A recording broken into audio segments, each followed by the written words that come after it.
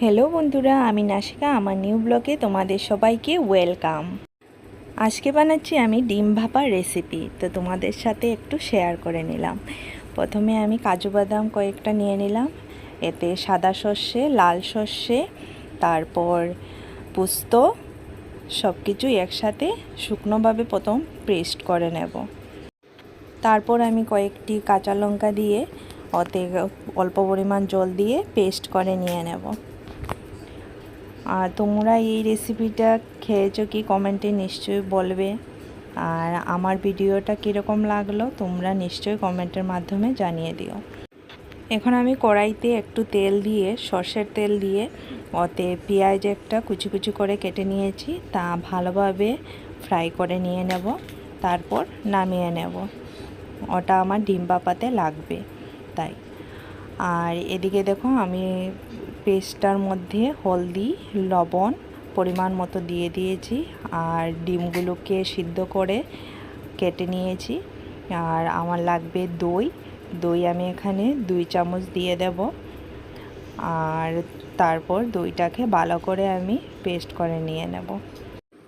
দইটা দিলে টেস্টটা অনেক ভালো হয়, তার জন্য আমি দই দিয়ে দিচ্ছি।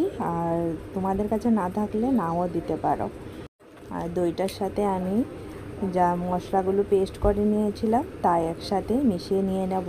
তারপর আমি একটা টিফিন কারি নিয়েছি, টিফিন কারির মধ্যে এগুলো দিয়ে দেব অল্প পরিমাণ, তারপর ডিমগুলো দিয়ে দেব, আর ডিমের উপরে আবার সেই পেস্টগুলো দিয়ে দেব।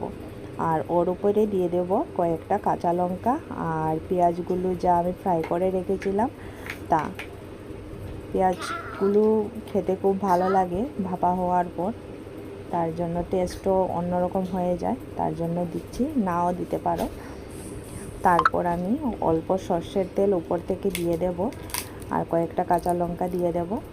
এই ডিম ভাপাটা হওয়ার পর খেতে খুবই ভালো লেগেছিলো, গরম ভাতের সাথে খেতে খুবই ভালো লাগে। তোমরাও বানিয়ে খেয়ে নিও।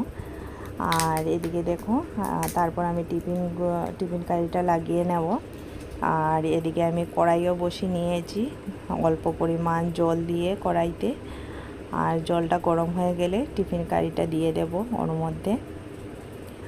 তো দেখো জলটা গরম হয়ে গেছে, তার উপরে আমি এটা দিয়ে দিলাম স্ট্যান্ডটা। এর উপরে আমি টিফিন কারিটা দিয়ে টিফিন কারির উপরে আমি একটা ঢাকনা দিয়ে দেব। তারপর আমি নামিয়ে নিয়েছি, দেখো হয়ে গেছে। আর খেতে খুবই ভালো লেগেছিলো। তো তোমাদের কীরকম লাগলো কমেন্টে নিশ্চয়ই বলে দিও, আর ফলো করো।